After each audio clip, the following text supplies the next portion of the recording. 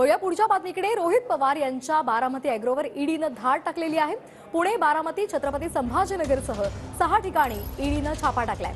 महाराष्ट्र शिखर बँक घोटाळा प्रकरणामध्ये बारामती अॅग्रोवर छापा टाकण्यात आलाय। कारखान्याची लिलाव प्रक्रिया आणि पैशाची अफरातफर झाल्याचा आरोप करण्यात आलाय। या संदर्भात अधिक माहिती घेऊयात आमचे प्रतिनिधी दीपक कापरे यांच्याकडून। दीपक, काय अधिकचे अपडेट्स आहेत?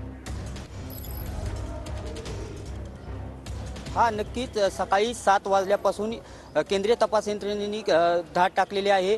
तब्बल 7 तास झाले तरी कसलाही तपास लागलेला नाही आणि कोणत्याही स्वरूपाची माहिती बाहेर येत नाही। सर्व माहिती ही गुलदस्त्यातच आहे।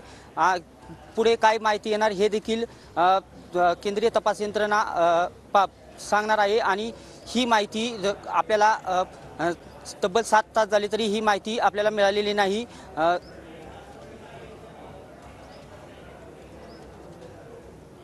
आपण पाहतोय रोहित पवार यांच्या बारामती अॅग्रोवर ईडीनं धाड टाकलेली आहे। 6 ठिकाणी ईडीनं छापेमारी केलेली आहे। पुणे, बारामतीसह छत्रपती संभाजीनगरमध्ये हे धाड सत्र राबवण्यात येते।